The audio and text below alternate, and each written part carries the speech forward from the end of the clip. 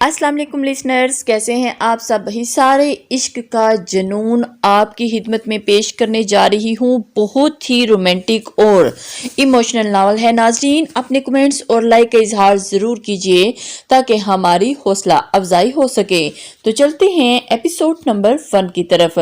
چاند ویسا ہی تھا جیسے ہوتا ہے، بے حد روشن، ہمیشہ کی طرح بے حد دور۔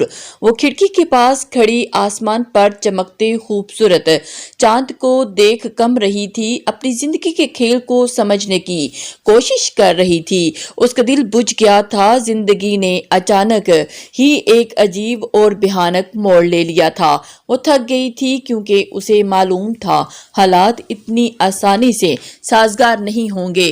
اسے معلوم تھا کہ اسے کوئی ٹھوس فیصلہ کرنا ہوگا، بہت بہتر فیصلہ، جس سے پہلے بہت جیسا ہو جائے، سب کی الجھنیں ختم ہو جائیں، زندگی سازگار ہو جائے۔ ابھی تک جاگ رہی ہیں، جانی پہچانی سی آواز نے اس کی سوچوں کے جنگل سے باہر نکالا اور اس نے مڑ کر بیڈ کے پاس کھڑی فاطمہ کو دیکھا، جس کے ہاتھ میں دودھ کا گلاس تھا، چہرے پر ہمیشہ کی طرح نرمی تھی۔ اپنا کیا حال بنا لیا ہے پیاری؟ دودھ کا گلاس بیڈ سائڈ پر ٹیبل پر رکھ کر وہ پاس آئی۔ سو جائیں، سب ٹھیک ہو جائے گا۔ اس کا انداز تسلی بخش تھا۔ نیند کیسے آئے گی مجھے فاطمہ؟ تم ہی سوچو، میں کیسے دوسروں کی نیند حرام کر کے نیند لے سکتی ہوں؟ میں اتنی بے حس نہیں ہوں فاطمہ۔ کب سے آنکھوں میں ٹھہرے آنسو ضبط پر اس کے خوبصورت رخسار پر ڈھلک آئے تھے۔ آپ خود کو ان سب کا قصوروار کیوں سمجھتی ہیں؟ ایک ہاتھ سے اسے کندھوں سے تھام کر اس کے آنسو صاف کیے۔ تو کیا کروں، تم ہی بتاؤ۔ کچھ نہیں، آپ بس سکون سے بیٹھی رہیں، بابا جان ہے نا، وہ کوشش کر رہے ہیں، کچھ نہیں ہوگا فاطمہ، جب تک میں قدم نہیں اٹھاؤں گی کچھ ہوگا۔ اس کا انداز ٹھوس تھا۔ وہ دوبارہ کھڑکی کے پار چاند کو دیکھنے لگی۔ کیا کرنا چاہتی ہیں آپ؟ اس نے استفہامیہ اسے دیکھا۔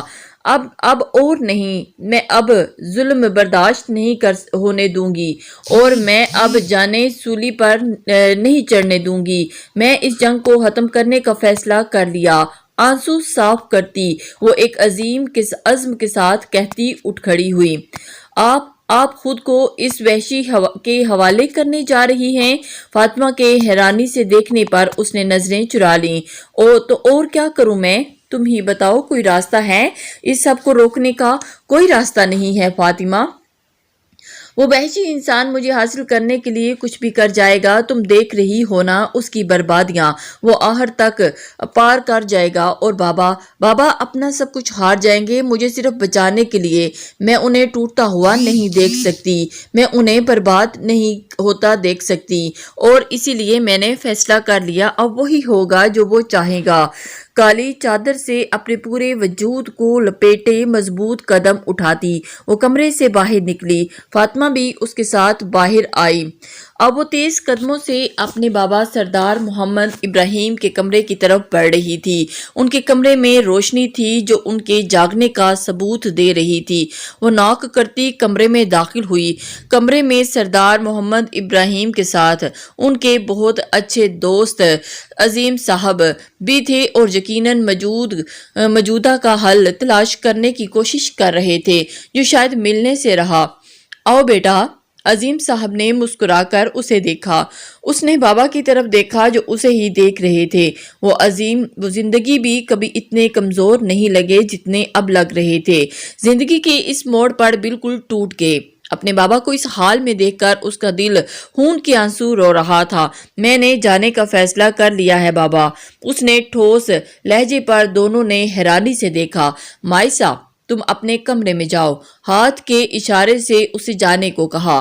نہیں بابا، بہت ہو گیا، اب اور نہیں، اب اور بے حس مجھ سے ہوا نہیں جاتا، اب میں اور برداشت نہیں کر سکتی بابا، میری بات مان لیں پلیز بابا۔ آنسو اس کی آنکھوں سے تیزی سے روانہ ہوئے۔ اس نے ملتجی نظروں سے انہیں دیکھا، لیکن وہ نہیں لے جائے گا۔ لفظ اس کی زبان سے ٹوٹ کر ادا ہوئے اور وہ دوڑ کر ان کے سینے سے جا لگی۔ میں جانتی ہوں بابا، اس کے علاوہ دوسرا راستہ بھی نہیں ہے اسے روکنے کا۔ آپ جانتے ہیں کتنی تباہیاں مچائے گا۔ وہ بہت ضدی ہے بابا۔ میں اب اور زندگیاں اس ضد کی سولی پر نہیں چڑھا سکتی۔ مجھ سے اب برداشت نہیں ہوتا بابا، اب اس کا خاتمہ کرنا چاہتی ہوں۔ بھلے ہی انہوں نے اسے گلے لگا کر ان کے سر پر ہاتھ نہیں رکھا، لیکن وہ ان آنسوؤں کی بھینٹ نمی اپنے بالوں میں محسوس کر سکتی تھی۔ یہ وہ لڑائی ضرور جیتے گی، لیکن جنگ ہار گئی تھی۔ انا اور زند کی اس جنگ میں وہ اپنی ہی انا ہار گئی تھی۔ وہ اپنی بالکنی میں کھڑا گہری تاریکی میں چمکتے اس خوبصورت چاند کی خوبصورتی کو دیکھ رہا تھا، جو اس گھور اندھیرے میں دنیا کو ایک الگ ہی خوبصورتی دے رہا تھا۔ دروازہ ناک ہونے کی آواز پر اس نے مڑ کر دیکھا تو فائق اپنے مخصوص انداز میں کمرے میں داخل ہو رہا تھا۔ تمہیں ناک کرنے کی ضرورت کب سے پڑنے لگی؟ وہ ہلکے پھلکے انداز میں مسکرایا تو فائق بھی کھل کر مسکرا دیا۔ میں نے سوچا آپ سو رہے ہوں گے، کافی کام تھا۔ انداز سنجیدہ تھا۔ جی سردار، محمد ابراہیم کا پیغام آیا ہے کہ اس نے رک کر اجازت طلب نظروں سے اسے دیکھا۔ اس نے جاری رہنے کا اشارہ کیا۔ وہ آپ کی شرط ماننے کے لیے تیار ہے، بس آپ نے جو وعدہ کیا ہے اسے پورا کریں، اور یہ کہ مائسہ ابراہیم کو آپ کے حوالے کیا جاتا ہے۔ اور اس کے چہرے پر فاتحانہ مسکراہٹ پھیل گئی۔ اسے یقین تھا کہ وہ جو چاہے گا ہوگا۔ اس نے جو کھیل کھیلا تھا اس میں وہ جیت گیا تھا۔ اس نے اپنی زندگی میں جس چیز کی بھی خواہش کی تھی اسے حاصل کیا تھا۔ وہ ہمیشہ سے ضدی تھا، اور اس بار اس کی ضد کا شکار کوئی چیز نہیں بلکہ ایک زندہ وجود بنا تھا۔ مائسہ ابراہیم اس بار اس کی ضد کا شکار بنی تھی، جسے وہ حاصل کرنے کے لیے کچھ بھی کرنے کو تیار تھا۔ مبارک ہو سر، اس نے مسکرا کر فائق کی مبارکباد وصول کی تھی۔ اس کے چہرے پر جیت اور سرور دیکھا جا سکتا تھا۔ جاؤ اپنے آدمیوں سے کہو کہ ان لڑکیوں کو باعزت آزاد کرنے کی تیاری کریں، اور حویلی کو پھولوں اور روشنیوں سے نہاد اپنی شہزادی کے استقبال کے لیے۔ وہ حکم صادر کرتا ہوا مسرور سا دوبارہ بالکنی کی طرف مڑ گیا۔ رات کی تاریکی میں چمکتے اس چاند میں اپنے چاند کا عکس تلاش کرنے لگا۔ سردار محمد ابراہیم خان کی جمال پور کے سردار صدام جہانگیر شاہ کی شرط ماننے کی خبر پورے آدم پور میں جنگل کی طرح آگ کی مانند پھیلی تھی۔ اس فیصلے کے جہاں کچھ لوگ حیران تھے تو کچھ لوگ خوش تھے، جبکہ کچھ لوگوں کے تاثرات ملے جلے تھے۔ انہیں جہاں اپنے سردار کی عزت پیاری تھی، وہیں اپنی زندگی بھی پیاری تھی۔ محمد ابراہیم کے بیٹے ریحان نے اپنے باپ کے اس فیصلے کے سبب ناراضگی کا اظہار کرتے ہوئے شہر شفٹ کر گیا تھا۔ مائسہ کو بہت افسوس ہوا اپنے بھائی کے اس رد عمل پر۔ وہ جانتی تھی کہ اس نے یہ فیصلہ کر کے بہت بڑے طوفان روک لیا ہے، لیکن وہ یہ بھی جانتی تھی کہ اس کا یہ قدم اس کی زندگی میں کتنے مشکلات پیدا کرنے والا ہے۔ یہ آنے والے امتحان لی ہے خود تیاری کر چکی تھی۔ صدام جہانگیر اپنی زبان کا پکا تھا، یہ سارا گاؤں جانتا تھا۔ اس نے جو کہا وہ کر دکھایا تھا۔ اس نے صرف مائسہ کی مانگ کی تھی۔ ان 15 لڑکیوں کی عزت کے بدلے اس نے صرف ایک شہزادی کی شرط رکھی تھی، ایک اکیلی شہزادی۔ وہ اپنے ضروری سامان کے ساتھ بیگ میں رکھ رہی تھی۔ ہمیشہ کی طرح فاطمہ اس کے ساتھ تھی۔ وہ اس کے چہرے کے تاثرات سے اس کے دل جاننے کی کوشش کر رہی تھی، لیکن ناکامیاب رہی۔ میں بھی آپ کے ساتھ چل رہی ہوں، تم نہیں میرے ساتھ آ سکتی۔ میں نے سب کو منع کر دیا ہے، اور ان سب میں تم بھی آتی ہو۔ اس کا انداز دو ٹوک تھا۔ آپ بھول رہی ہیں کہ صدام جہانگیر شاہ نے آپ کو ایک ملازمہ لانے کی اجازت دی ہے۔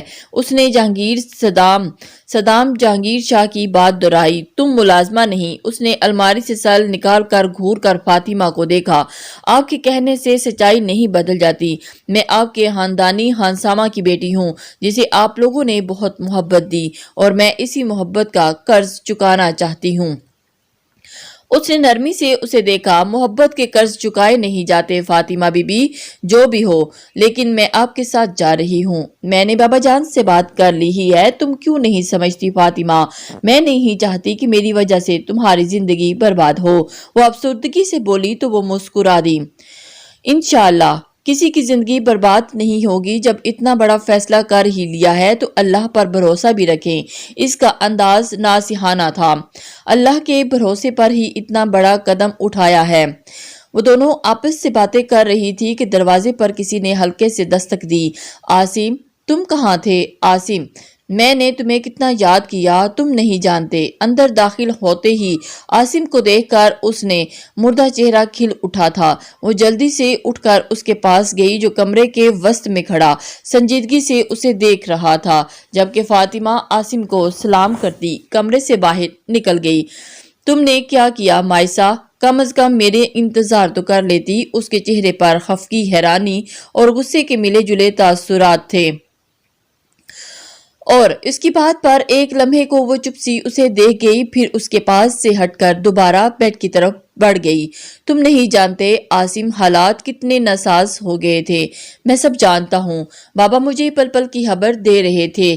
آخر تم نے اتنا بڑا قدم بنا سوچے سمجھے کیسے اٹھا لیا مائسا؟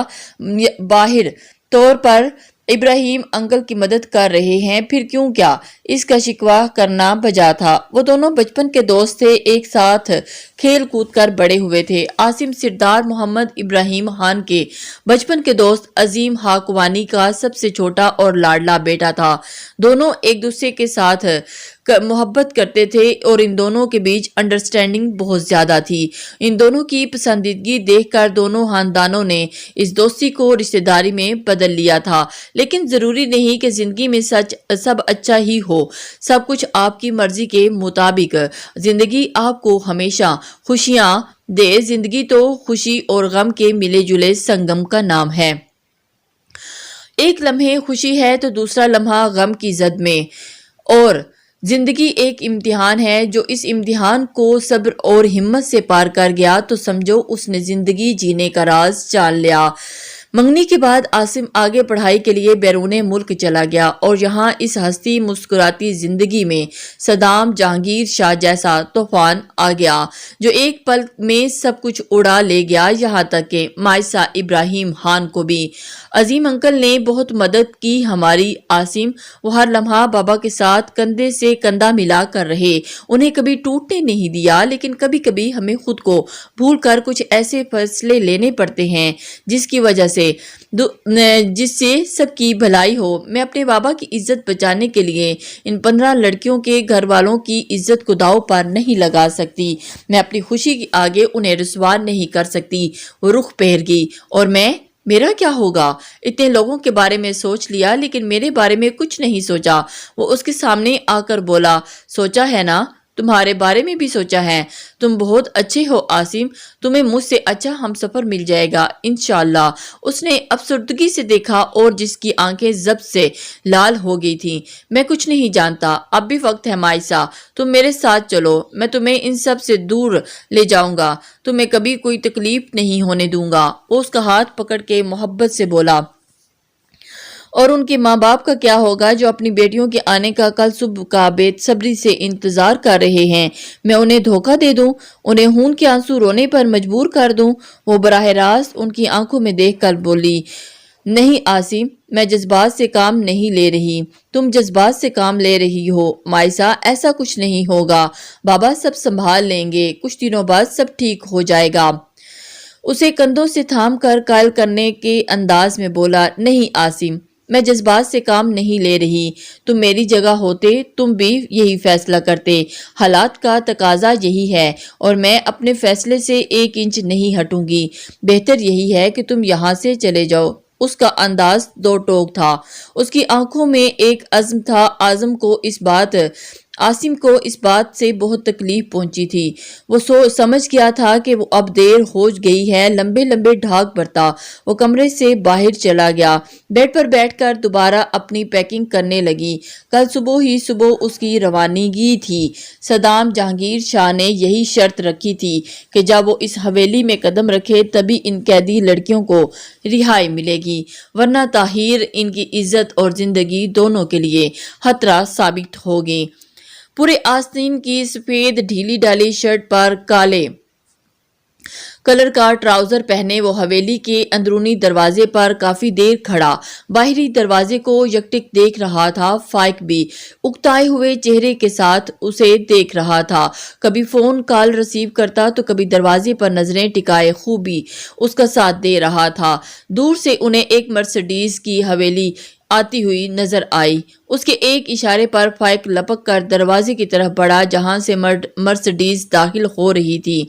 गाड़ी का दरवाजा खुलते ही लाल चादर में लिपटा एक वजूद बाहर निकला जिसकी सिर्फ आंखें और हाथ ही नजर आ रहे थे। माइसा इब्राहिम। उसने हल्की सांस में उसका नाम दोहराया और लंबे लंबे कदम उठाता उसकी तरफ गया जो अभी तक गाड़ी के पास खड़ी थी। उसकी काली आंखें कभी भी की तरह के एहसास से आ रही थीं। दो काली आंखें इन दो बुरी आंखों से नजरें मिलाने के लिए गुरेज रही। वो बिल्कुल उसके सामने जाकर खड़ा हो गया। 6 फुट से निकलता कद, चौड़े शाने और कसरती बदन के मालिक सदाम जहांगीर शाह के सामने मुनाफिक कद और खूबसूरत हदोहाल की मालिक माइसा इब्राहिम जैसी छोटी मुई सी शहजादी बिल्कुल छुप कर रह गई। वो इस बात से इनकारी नहीं थी कि वो एक दिलकश सरापे की मालिक थी जो उसके अंदर वहशी जानवर को जगाने की सलाहियत रखता था और उसके खूबसूरती गुलाबी गालों पर मौजूद आंसुओं के निशान उसके रोने की गवाही दे रहे थे। तीखी सी खड़ी नाक मौजूद सोने का छल्ला उसे छेड़खानी के लिए उकसा रहा था। वो दरवाजे पर वो धीरे से झुका और थोड़ी से अपने मजबूत हाथ से पकड़ा। उसका चेहरा ऊपर करके उसे खुद को देखने पर मजबूर किया। वाज़ेह खौफ के बावजूद उसकी आंखों में हिम्मत और बहादुरी बखूबी देख सकता था।